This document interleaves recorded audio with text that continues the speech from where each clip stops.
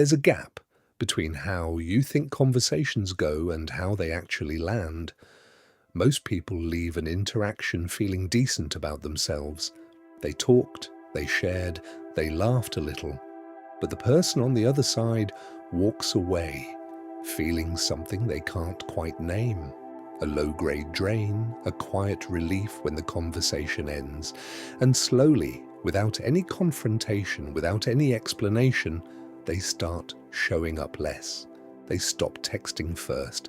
They're suddenly always busy. You never get told why, you just feel the distance. Here's the hard truth. Most of the behaviors that push people away aren't aggressive or rude. They're subtle. They're the kind of habits that fly completely under your radar because they feel completely normal from the inside. But they create a specific experience for the person you're talking to, and that experience is exhausting. The first mistake is what I call the redirect. Someone starts telling you about their week, a rough day at work, a difficult conversation they had, and before they finish, you pivot. That reminds me of and suddenly the conversation belongs to you. You didn't mean any harm, you were relating, connecting, sharing, but what the other person felt was erasure. Their moment lasted about 30 seconds before it became yours. Do this consistently, and people start keeping their real life to themselves around you. They'll still talk to you. They just won't say anything that matters. The fix isn't complicated.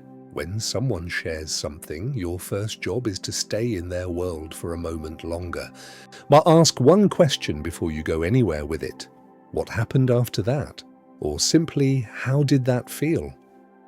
2 seconds of genuine curiosity is more powerful than 10 minutes of relating. The second mistake is the discomfort with silence. You're in a conversation, and there's a pause, a natural breath. And instead of letting it breathe, you fill it immediately. You crack a joke, jump to a new topic, start talking just to make noise. The silence felt awkward, so you killed it. But here's what you didn't realize. Silence in conversation isn't dead air. It's often where the real thing was about to emerge. People need a beat sometimes to find the words for what they actually mean. When you fill every gap reflexively, you train people to stay surface level around you because depth never quite has room to show up. Epictetus put it plainly. You have 2 ears and 1 mouth, and there's a reason for that ratio. Comfort with silence isn't passive. It's one of the most confident things you can bring to a conversation. It signals that you're not anxious, that you're present, that you don't need to perform. The third mistake will cost you more than you think, giving unsolicited advice. Someone vents to you about a problem, their relationship, their job, a conflict with a friend, and you immediately go into solution mode. You've got 3 ideas before they finish the sentence. You lay them out clearly. You're being helpful. You're being useful. Except they didn't ask for any of it. Most people, when they're venting, aren't looking for a fix. They're looking to feel understood. When you skip that and go straight to solutions, what they actually experience is dismissal. Their feelings got bypassed for your intellect, and the next time something is bothering them, they won't tell you about it. Not because you're not smart, because being around you when they're vulnerable doesn't feel safe. Before you offer a solution, ask, do you want to vent or are you looking for ideas? That one question changes everything. It gives them control. It tells them you're listening to them, not just their problem. The fourth mistake is one of the most common and the most invisible: half listening. You're in a conversation, but you're also half in your head, loading your response while they're still speaking. You catch the main thread, you nod, you wait for your turn, but you miss the texture, the small detail that reveals the real point, the emotion underneath the words. People feel this. Not always consciously, but somewhere in their body they register that your attention is split, that you're there, but not fully there. Your mind is an instrument. When you bring it fully to someone, they feel it. When you don't, they feel that too. Marcus Aurelius wrote about the discipline of attention as a form of respect. Full presence isn't just a communication technique, it's a statement of value. What you're saying is worth my complete focus. That message lands without a single word. The fifth mistake is carrying your complaints like a flag. Everybody has frustrations: traffic, co-workers, prices, weather, news. But some people have turned complaining into their primary mode of social connection. It's how they relate. They bond through shared grievance.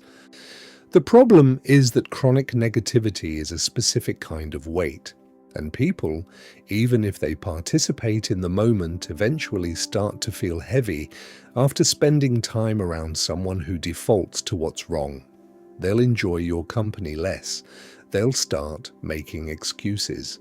Not because life isn't genuinely hard sometimes, but because your conversation pulls energy out of the room. Your attention is currency. Spend it wisely.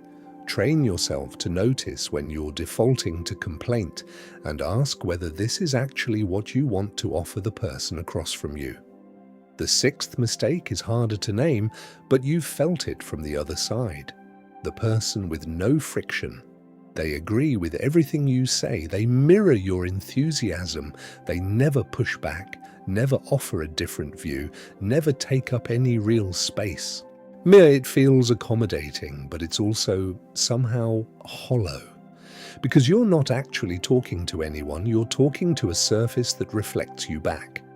Over time, people don't feel close to overly agreeable people. They feel unchallenged. And unchallenged isn't interesting. It's not safe either, because you never know where they actually stand. Real presence in a conversation means you're allowed to have a different opinion. You're allowed to respectfully disagree, not as a power move, not as contrarianism, but as the simple fact that you have a perspective and you trust it enough to offer it. That's not conflict, that's character. The seventh mistake is over-explaining. You said something and it wasn't received the way you intended, so you clarify, and then clarify the clarification. You explain your reasoning, your context, your intent. You need them to understand that you meant well. You need the record to be correct. But the more you explain, the more you look like someone who doesn't trust themselves. Every over-explanation sends a quiet signal: I need your approval to feel okay. Seneca wrote about the exhaustion of maintaining a false front. What he understood is that the need to constantly justify yourself is its own kind of prison. Say what you mean what you say. If someone misunderstands, a brief clarification is enough. After that, let your character speak for itself over time. Your track record matters more than any single moment of correction. Here's what all 7 of these have in common. They're not really about conversation technique, they're about how you carry yourself in relation to other people. Each one of these habits points back to some form of inner insecurity, the need to be seen, the fear of disapproval, the discomfort with not being in control. The real work isn't learning a new script, it's getting honest about what you're trying to protect. When you do that work, conversations change without effort. You stop performing, you stop managing impressions, you start actually connecting, and people feel the difference immediately, even if they can't name it. Tell me in the comments, which one of these lands the hardest for you? Not the one you see in others, the one you recognize in yourself. That's where the work starts.